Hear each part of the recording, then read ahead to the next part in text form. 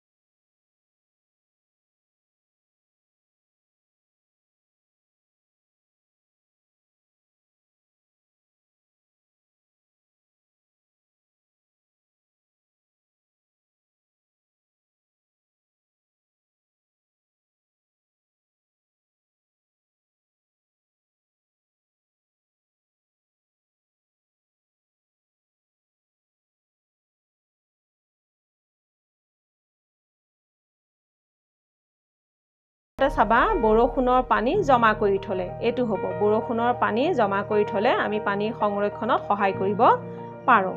এইটোৱে আমাৰ শুদ্ধ উত্তৰ হ'ব। খ নম্বৰতে চাবা নিৰ্মল পানী পাবলৈ হ'লে আমি কি কৰিব লাগিব? 1 নম্বৰতে চাবা আৱৰ্জনাবোৰ নৈত পেলাব লাগিব, এইটো মিছা। 2 নম্বৰতে চাবা পানীত ৰাসায়নিক সাৰ মিহলাব লাগে, এইটোও মিছা। 3 নম্বৰতে চাবা পানীৰ উৎস প্ৰদূষিত নোহোৱাকৈ ৰাখিব লাগে, এইটোৱে আমাৰ শুদ্ধ উত্তৰ। নিৰ্মল পানী পাবলৈ হ'লে আমি পানীৰ উৎস প্ৰদূষিত নোহোৱাকৈ ৰাখিব লাগিব। গ নম্বৰতে চাবা তলৰ কোনটোৱে শক্তি সংৰক্ষণত সহায় নকৰে? শক্তি সংৰক্ষণত সহায় নকৰাৰ কথা কৈছে। 1 নম্বৰতে চাবা জীৱাশ্ম ইন্ধনৰ ব্যৱহাৰ অধিক হ'লে, এইটোৱে আমাৰ শুদ্ধ হ'ব। বাকীকেইটা আমি চাই লওঁ। অপৰম্পৰাগত শক্তিৰ সুব্যৱহাৰ কৰিলে। এইটো আমাৰ ভুল হ'ব। শক্তি সম্পদৰ ব্যৱহাৰৰ ক্ষেত্ৰত মিতব্যয়ী হ'লে এইটো ভুল হ'ব। শক্তি সংৰক্ষণত সহায় নকৰাৰ কথা কৈছে, সেইটোত আমাৰ এইটোৱে শুদ্ধ হ'ব। জীৱাশ্ম ইন্ধনৰ ব্যৱহাৰ অধিক হ'লে শক্তি সংৰক্ষণত সহায় নকৰে। এটা 3 নম্বৰতে চাবা, ভূমি সম্পদৰ গুৰুত্ব আৰু ব্যৱহাৰ বিষয়ে লিখা। উত্তৰটো চাবা, ভূমি সম্পদৰ গুৰুত্ব। পৃথিৱীৰ উপৰিভাগৰ 29% হৈছে ভূমি বা মাটি। এই ভূমিয়েই হৈছে জীৱজগতৰ আধাৰ। মানুহৰ অন্ন, বস্ত্ৰ, বাসস্থান আৰু ইন্ধনৰ মূলতেই হৈছে ভূমি সম্পদ। সেইদৰে উদ্ভিদ আৰু প্ৰাণীৰ স্থিতি আৰু বিকাশো ভূমি সম্পদৰ ওপৰতে নিৰ্ভৰশীল। ভূমিৰ ওপৰত ভিত্তি কৰিয়েই আমাৰ কৃষি, শিল্প, যাতায়াত, যোগাযোগ আদি গঢ় লৈ উঠিছে। অৰ্থাৎ মানুহৰ সভ্যতা, সংস্কৃতি, অৰ্থনীতি আদিৰ ক্ষেত্ৰত ভূমি বা মাটিৰ ভূমিকা সৰ্বাধিক। এই ভূমি কিন্তু অসীম নহয়, ই সীমিত। এই ভূমি এবিধ মূল্যৱান সম্পদ। এতিয়া চাবা, ভূমি সম্পদৰ ব্যৱহাৰ। সাধাৰণতে কৃষিকাৰ্য, উদ্যোগ, খনিজ সম্পদ আহৰণ, বনানীকৰণ, ঘৰ-দুৱাৰ, ৰাস্তা-ঘাট আদি নিৰ্মাণ কৰাৰ ক্ষেত্ৰত ভূমি ব্যৱহৃত হয়। ভূমি বা মাটি ব্যৱহাৰ কৰোঁতে মানুহে ঠাইখিনিৰ অৱস্থান, জলবায়ুৰ ধৰণ, মাটিৰ গুণাগুণ, পানীৰ উৎস, বনজ, খনিজ সম্পদ আদিৰ স্থিতি তথা অন্যান্য প্ৰাকৃতিক কাৰকৰ ওপৰত নিৰ্ভৰ কৰে। গ্ৰামাঞ্চলত কৃষকৰ বাবে মাটিয়েই জীয়াই থকাৰ সম্বল। এই মাটিত কৃষিকাৰ্য কৰিয়েই তেওঁলোকে জীৱন নিৰ্বাহ কৰে। কৃষিকাৰ্যৰ বাবে বহুতে বননি, ঘাঁহনি আদি উভালি বিল, পিটনি, চৰণীয়া পথাৰ আদি মাটিৰে পুতি কৃষিভূমিলৈ ৰূপান্তৰিত কৰে। নগৰত জনসংখ্যা বৃদ্ধিৰ হাৰ অধিক। বৰ্ধিত জনসংখ্যাৰ বাবে ভূমিৰ প্ৰয়োজনো বেছি। জনসংখ্যা বঢ়াৰ লগে লগে ব্যৱসায়, বাণিজ্য, উদ্যোগ, ৰাস্তা-ঘাট আদিৰো প্ৰসাৰ ঘটে। সেইকাৰণেই কাষৰীয়া কৃষিভূমি, জলাহভূমি বা বন্যভূমি আদিলৈ নগৰ সম্প্ৰসাৰিত হয়। এতিয়া 5 নম্বৰতে চাবা, বনজ সম্পদ আৰু জলজ সম্পদৰ ব্যৱহাৰৰ ক্ষেত্ৰত কেনে ভূমিকা লোৱা উচিত। উত্তৰটো চাবা, বনজ সম্পদ বুলিলে গছ-গছনি, জীৱ-জন্তু আৰু বিভিন্ন চৰাই-চিৰিকটিক বুজা যায়।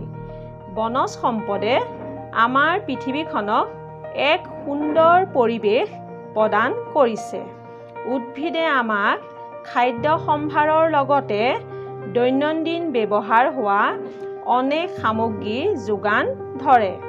পৃথিৱীৰ মুঠ মাটিকালিৰ 1/3ৰো কম বননি ঘাঁহনিয়ে আগুৰি আছে।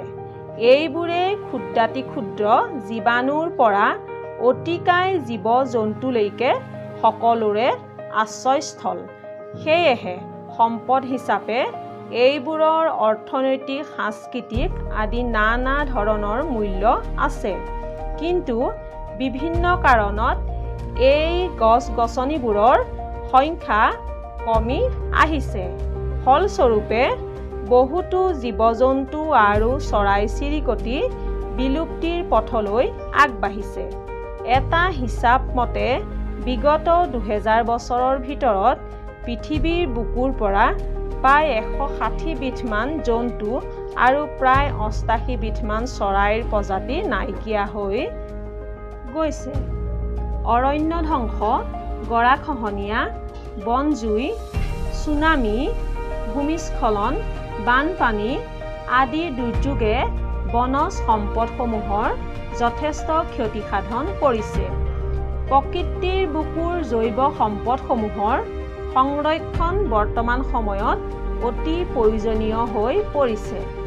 কিন্তু বৰ্ধিত জনসংখ্যাৰ ভৰণ পোষণৰ বাবে মানুহে অৰণ্য অঞ্চল মুকলি কৰি খেতিপথাৰ গঢ়ি তুলিছে।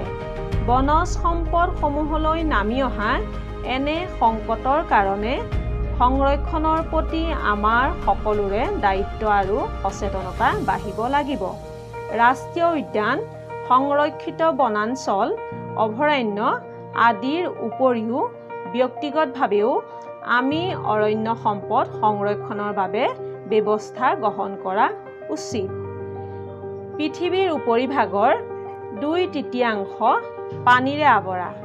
তথাপি আমাৰ দৈনন্দিন কাম-কাজত ব্যৱহাৰ কৰিব পৰা পানীৰ পৰিমাণ নিচেই তাকৰ। এই পৰিমাণ মুঠ পানীৰ প্ৰায় 2.5%। এই মূল্যৱান পানীৰ অপব্যৱহাৰ হোৱা মানে সম্পদৰ অপব্যৱহাৰ হোৱা। সেয়েহে পানী ব্যৱহাৰৰ ক্ষেত্ৰত আমি সকলোৱে সচেতন হ'ব লাগিব। সংৰক্ষণৰ বাবে সচেতনতা গঢ়ি তুলিবলৈ পৰিয়াল, বিদ্যালয় আৰু সমাজৰ সকলো স্তৰতে প্ৰচেষ্টা হাতত লোৱা উচিত। আমি বৰষুণৰ পানী সংগ্ৰহ কৰি সেই পানী নানা কামত ব্যৱহাৰ কৰিব পাৰোঁ। পানী পুনৰ ব্যৱহাৰ কৰিও সংৰক্ষণ কৰিব পাৰি। কৃষিক্ষেত্ৰত জলসিঞ্চন কৰোঁতে প্ৰয়োজনতকৈ বেছি পানী ব্যৱহাৰ কৰিব নালাগে। যিকোনো সম্পদ সংৰক্ষণ কৰিবলৈ হ'লে ব্যৱহাৰৰ ক্ষেত্ৰত মিতব্যয়ী হ'ব লাগিব। ভৱিষ্যতৰ কাৰণে সম্পদ ৰাহি কৰিবলৈও সম্পদৰ অপচয় ৰোধ কৰিব লাগিব। এনেধৰণৰ কাৰ্য কৰি আমি সম্পদসমূহ অপচয় ৰোধ কৰিব পাৰোঁ বা সংৰক্ষণ কৰিব পাৰোঁ। এতিয়া 6 নম্বৰতে চাবা, শক্তি সম্পদ সংৰক্ষণৰ বাবে কি কি পদক্ষেপ গ্ৰহণ কৰিব লাগে। উত্তৰটো চাবা, শিল্প উদ্যোগ, কৃষি পৰিবহণ, যোগাযোগ, প্ৰতিৰক্ষা আদি সকলো ক্ষেত্ৰতে শক্তি সম্পদৰ প্ৰয়োজনীয়তা অপৰিসীম। শক্তি সম্পদক 2 ভাগত ভাগ কৰিব পাৰি, যেনে পৰম্পৰাগত আৰু অপৰম্পৰাগত শক্তি সম্পদ। পৰম্পৰাগত আৰু অপৰম্পৰাগত শক্তিৰ সংৰক্ষণ অত্যন্ত প্ৰয়োজনীয়। পৃথিৱীৰ প্ৰায় সকলোতে শক্তি সম্পদ বিয়পি থকা বুলি ক'ব পাৰি। কিন্তু এই সম্পদ আহৰণৰ ক্ষেত্ৰত খৰচ, সময়, শ্ৰম, প্ৰযুক্তি আদি কাৰকবোৰ জড়িত হৈ আছে। যিকোনো সম্পদ আমি অনায়াসে আহৰণ কৰিব নোৱাৰোঁ। সেয়ে সম্পদৰ অপচয় কৰা উচিত নহয়। ব্যৱহাৰৰ ক্ষেত্ৰত মিতব্যয়ী নহ'লে সম্পদ সংৰক্ষিত নহয়। ভৱিষ্যতৰ কাৰণে সম্পদ ৰাহি কৰিবলৈ হ'লে সম্পদৰ অপচয় ৰোধ কৰিব লাগিব। মানুহে প্ৰয়োজনতকৈ অধিক সম্পদ ভোগ কৰিলে উৎপাদনো বেছিকৈ কৰিবলগীয়া হয়। সেয়েহে সম্পদৰ ব্যৱহাৰৰ ক্ষেত্ৰত মিতব্যয়ী আৰু সংৰক্ষণৰ প্ৰতি সচেতন হোৱাটো সকলোৰে কৰ্তব্য। 7 নম্বৰতে তোমালোকক চমু টোকা লিখিব দিছে। ক নম্বৰতে আছে বন্যপানী। বন্যপানী মানে তোমালোকে জানাই, হাবিত যিখিনি পানী থাকে সেইখিনি হৈছে বন্যপানী। এতিয়ানো মই কি লিখিছোঁ চোৱাচোন। অৰণ্যত বাস কৰা সকলো ধৰণৰ প্ৰাণীকে বন্যপানী বুলি কোৱা হয়। এই বন্যপানীসমূহৰ ভিতৰত সৰু বৰ জীৱ-জন্তু, সাপ, বেং, চৰাই-চিৰিকটি, কীট-পতংগ আদি সকলো বন্যপানীকে প্ৰাকৃতিক সম্পদ বুলিব পাৰি। বন্যপানীসমূহে প্ৰকৃতি জগতৰ ভাৰসাম্য ৰক্ষা কৰি আছে। কিন্তু বৰ্তমান সময়ত জনসংখ্যা যি দ্ৰুতগতিত বৃদ্ধি পাইছে, সেইবাবে বন্যপানীসমূহৰ জীৱনলৈ সংকট নামি আহিছে। বন্যপানীসমূহে থকা ঠাইৰ অভাৱত বনৰ পৰা মানুহৰ থকা ঠাইলৈ ওলাই আহিছে। বাৰিষা বানপানীত বন্যপানীসমূহৰ বহু কষ্ট হয়। বানপানীত বন্যপানীসমূহৰ মৃত্যু হোৱা দেখা যায়। সেয়েহে চৰকাৰে ঠাই বিশেষে বন্যপ্ৰাণীবোৰৰ ব্যৱস্থা হাতত লৈছে। আমি সকলোৱে বন্যপ্ৰাণীবোৰৰ ৰক্ষণাবেক্ষণ দিব লাগে। খ নম্বৰতে চাবা জীৱাশ্ম ইন্ধন। যি ইন্ধন এবাৰ শেষ হৈ যোৱাৰ পিছত নতুনকৈ সৃষ্টি কৰিব নোৱাৰি তেনে ইন্ধনেই হৈছে জীৱাশ্ম ইন্ধন। কয়লা, পেট্ৰলিয়াম আৰু প্ৰাকৃতিক গেছ আদি জীৱাশ্ম ইন্ধন। অতীজৰ পৰা জুই জ্বলাবলৈ ব্যৱহাৰ কৰি অহা খৰি আৰু অন্যান্য জীৱাশ্ম ইন্ধনবোৰ হ'ল পৰম্পৰাগত শক্তিৰ উৎস। এতিয়া গ নম্বৰতে চাবা মৰুকৰণ। প্ৰাকৃতিক বা মানৱজনিত কাৰণত মৰুভূমিৰ প্ৰসাৰ ঘটাকে বা নতুনকৈ মৰুভূমিৰ সৃষ্টি হোৱাকে মৰুকৰণ বুলি কোৱা হয়। অধিক উৎপাদন পাবৰ বাবে একেডৰা মাটিতে বেছিকৈ সাৰ, ৰাসায়নিক দ্ৰব্য, জলসিঞ্চন আদি প্ৰয়োগ কৰি বাৰে বাৰে খেতি কৰি থাকিলে মাটিৰ উৰ্বৰতা নষ্ট হয়, পানী ধৰি ৰাখিব পৰা ক্ষমতা কমে আৰু ভূতল জল নিম্নগামী হয়। ফলত অঞ্চলটো শুকান বা মৰুসদৃশ হৈ পৰিব পাৰে। মৰুভূমিৰ দাঁতিকাষৰীয়া অঞ্চলত বননি ধ্বংস আৰু অধিক পশুচাৰণেও মৰুভূমিৰ প্ৰসাৰ ঘটাব পাৰে। এতিয়া ঘ নম্বৰতে চাবা সৌৰ শক্তি। সূৰ্য অফুৰন্ত শক্তিৰ ভঁৰাল। আমি প্ৰত্যেক দিনেই সূৰ্যৰ তাপ আৰু পোহৰ পাই থাকোঁ। সূৰ্যৰ এই শক্তিক সৌৰকোষৰ সহায়ত বিদ্যুৎ শক্তি উৎপাদন কৰিবলৈ ব্যৱহাৰ কৰা হয়। এই বিদ্যুৎ শক্তিৰ সহায়ত সৌৰ চৌকা, সৌৰ হিটাৰ আদি চলোৱা হয়। সৌৰকোষৰ জৰিয়তে সৌৰ বিদ্যুৎ উৎপাদন কৰা হয়। ঘড়ী, কেলকুলেটৰ আদি চলোৱা, বিদ্যুৎ সংযোগ নথকা গাঁৱত বিজুলী চাকি জ্বলোৱাৰ উপৰিও মহাকাশযান, উপগ্ৰহ আদিতো সৌৰশক্তি ব্যৱহাৰ কৰা হয়। এতিয়া ঙ নম্বৰতে চাবা ভূমিস্খলন। ভূমিস্খলন হৈছে প্ৰাকৃতিক কাৰণত আৰু মানুহৰ কাৰ্যৰ ফলত সংঘটিত এক দুৰ্যোগ। নেৰানেপেৰা বৰষুণ, ভূমিকম্পৰ জোকাৰণি আদিৰ ফলত ওখ ঠাইৰ ভূখণ্ড তললৈ খহি পৰাকে ভূমিস্খলন বোলে।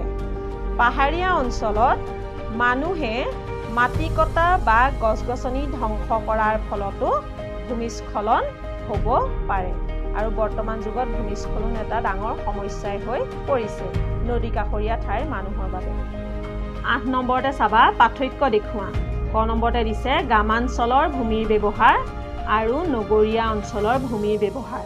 গ্ৰামাঞ্চলৰ ভূমি কেনেকৈ আমি ব্যৱহাৰ কৰোঁ, কি ক্ষেত্ৰত ব্যৱহাৰ কৰোঁ, ঠিক সেইদৰে নগৰ অঞ্চলৰ ভূমিনো কিদৰে ব্যৱহাৰ কৰা হয় তাৰে পাৰ্থক্য দেখুৱাব দিছে।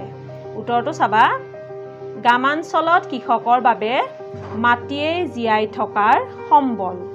এই মাটিত কৃষিকাৰ্য কৰিয়েই তেওঁলোকে জীৱন নিৰ্বাহ কৰে। কৃষিকাৰ্যৰ বাবে বহুতে বননি, ঘাঁহনি আদি উভালি বিল, পিটনি, চৰণীয়া পথাৰ আদি মাটিৰে পুতি কৃষিভূমিলৈ ৰূপান্তৰিত কৰে। আনহাতে নগৰত জনসংখ্যা বৃদ্ধিৰ হাৰ অধিক। বৰ্ধিত জনসংখ্যাৰ বাবে ভূমিৰ প্ৰয়োজনো বেছি। জনসংখ্যা বঢ়াৰ লগে লগে ব্যৱসায় বাণিজ্য, উদ্যোগ, ৰাস্তা ঘাট আদিৰো প্ৰসাৰ ঘটে। সেইকাৰণে কাষৰীয়া কৃষিভূমি, জলাহভূমি বা বন্যভূমি আদিলৈ নগৰ সম্প্ৰসাৰিত হয়। এতিয়া খ নম্বৰতে চাবা পৰম্পৰাগত আৰু অপৰম্পৰাগত শক্তি। উত্তৰটো চাবা অতীজৰ পৰা জুই জ্বলাবলৈ ব্যৱহাৰ কৰি অহা খৰি আৰু অন্যান্য জীৱাশ্ম ইন্ধনবোৰেই হ'ল পৰম্পৰাগত শক্তিৰ উৎস। কয়লা, পেট্ৰলিয়াম আৰু প্ৰাকৃতিক গেছ আদি জীৱাশ্ম ইন্ধন। এনে ইন্ধন নতুনকৈ সৃষ্টি কৰিব নোৱাৰি। মানুহে যিমান বেছিকৈ এই ইন্ধন শক্তি খৰচ কৰিব সিমান সোনকালে সেইবোৰ শেষ হৈ যাব। আনহাতে অপৰম্পৰাগত শক্তিৰ উৎসসমূহ হ'ল সৌৰ শক্তি, জলশক্তি, বতাহ শক্তি, জোৱাৰৰ শক্তি আদি। এইবোৰ শক্তি শেষ হৈ নাযায় আৰু এইবোৰ শক্তিৰ প্ৰদূষণৰ মাত্ৰাও কম। মৰমৰ ছাত্ৰ ছাত্ৰীসকল, ইয়াৰ লগে লগে আজি আমাৰ প্ৰাকৃতিক সম্পদ পাঠটিৰ প্ৰশ্ন উত্তৰখিনি শেষ হৈছে। আৰু যদি তোমালোকক আন পাঠৰ প্ৰশ্ন উত্তৰ লাগে মোক কমেণ্টত জনাবা, মই তোমালোকলৈ সেইবোৰো আগবঢ়াই থাকিম। আৰু আজিৰ ভিডিঅ'টো চোৱা সকলোলৈকে মোৰ ফালৰ পৰা বহুত বহুত ধন্যবাদ জনাইছোঁ আৰু আজিৰ ভিডিঅ'টো সামৰণি মাৰিছোঁ। ধন্যবাদ।